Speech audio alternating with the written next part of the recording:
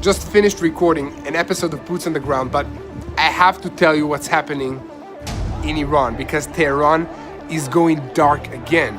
Streets are filled with people and communications vanish completely. The outside world does not know what's happening inside Iran, and this is what the regime is trying to achieve. In the gaps, during blackouts, and also internet shutdowns, witnesses describe armed forces that are moving inside the protesters and shooting them with live fires. The hospitals are filling up. What happens next is not just an Iranian crisis, it's a regional trigger that can reshape the balance of power overnight. Hey, I'm Yair Pinto, and this is your ground report, bringing you the truth from Israel and from this region. The Middle East is complicated. Evil thrives here and wears many faces. But in the middle of it all is Israel, fighting terrorist regimes that glorify death. Yet somehow, we're called the aggressor. Because evil has hijacked the narrative and twisted the truth. When the truth dies, freedom dies with it. So guys, if you want to help us share the truth, donate now, stand with Israel, stand with the truth. So I had to get inside because it is freezing outside and I just spent an hour recording Boots on the Ground. But I have to share with you what changed in the last hours. After more than 4 days of near total shutdown, some mobile phones inside Iran briefly managed to place calls to people outside the country. The signal was unstable. Calls went out, but callbacks often failed. And that matters because Iran's leadership cut international calling and also widespread access to the internet was shut down as protests intensified, and the blackout has lasted more than 100 hours in large parts of the country. So on the ground, the picture coming out is raw, partial, and contested. We have multiple death tolls that are estimated, and they do not match. One Iran-focused human rights group operating from outside the country says that at least 648 protesters have been unalived since the demonstrations began in late December. Another monitoring group reports at least 544 casualties, describing fatalities from live fire and from close-range weapons. Those are already catastrophic numbers. But at the same time, an opposition-linked newsroom outside Iran claims something far larger, saying that at least 12,000 were terminated, most of them across 2 consecutive nights.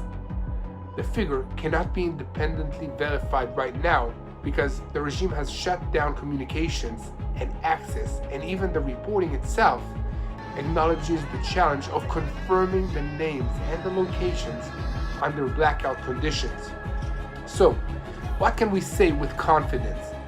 We can say that Iran is using darkness as a method. Now step back. What is the regime trying to do? The operational meaning is simple. Sever the communication, prevent documentation of what's happening, isolate neighborhoods, and break the momentum of the protesters. And at the same time, Iran is trying to shape international perception, and state media reportedly airs unusual images from a morgue area outside Tehran.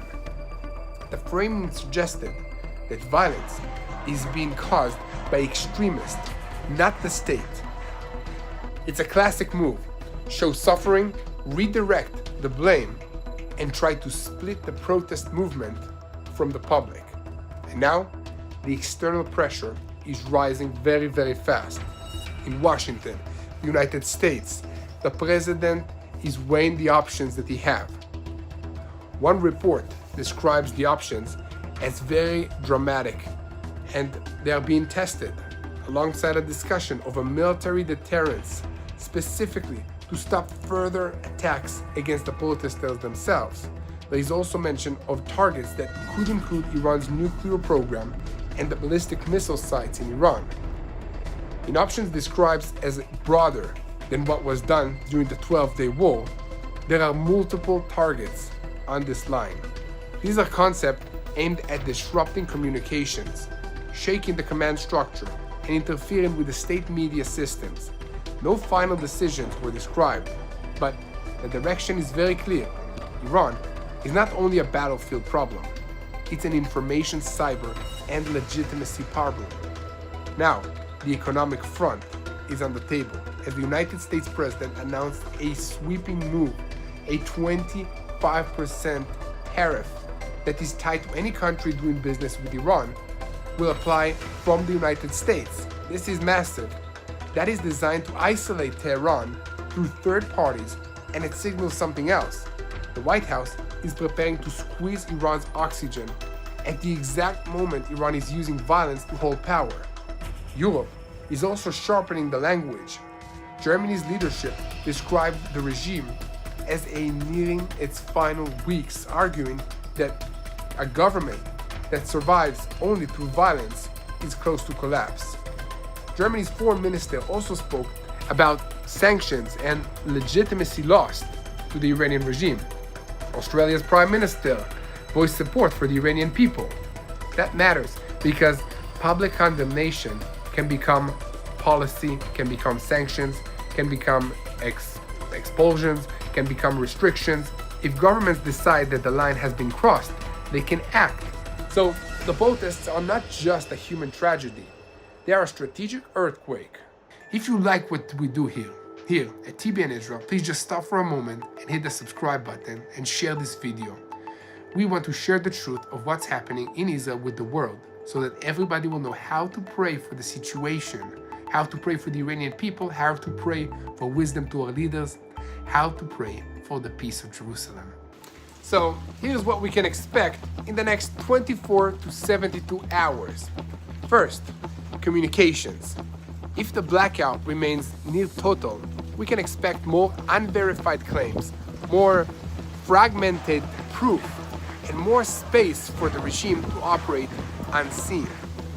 If connectivity flickers back, even briefly, you can expect a sudden surge of videos, names, locations, and other evidence to tell you what really is happening. Second, the unaliving pattern. Reports already describe live fire and short-range shootings. We also have claims that are still not independently verified of blackouts timed to enable mass violence. If those patterns repeat, it suggests coordination at a very high level. And third, the internal split question. One European leader said that the regime looks like it is in its final phase. But regimes do not fall because crowds shout. They fall when parts of the systems stop executing orders. And fourth, the external pressure. Economic isolation. Measures are moving. Diplomatic outreach is being discussed. Military and also non-kinetic options are being reviewed. And Israel is watching from full defensive positions, prepared for a surprise attack without claiming ownership of the internal Iranian fight. So let's close with the hard truth.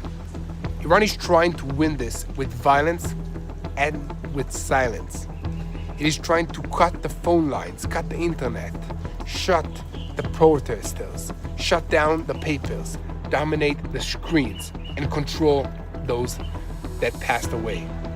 But the scale of the protests reported across every province suggests something deeper than a single flare-up, and the international language is shifting from concern to collapse, from dialogue to sanctions, from watching to options. The numbers that keep echoing are 12,000, and they must be treated carefully.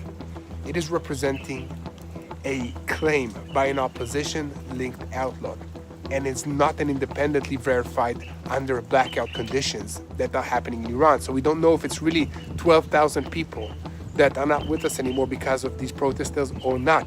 But this is disturbing.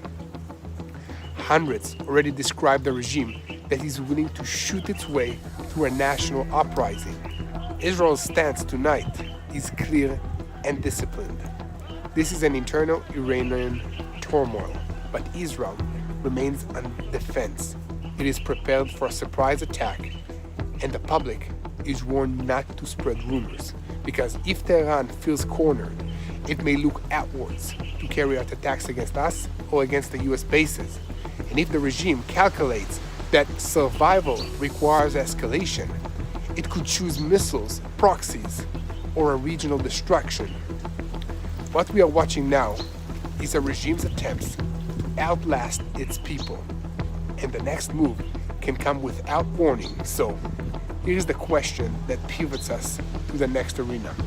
If Iran's regional grip weakens, who moves first in Syria to seize the vacuum?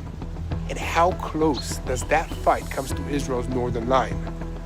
What happens in Lebanon with Hezbollah? What happens with the Houthis in Yemen? All these questions are very important for us. Let me know what you think in the comments, and keep praying for the people of Iran.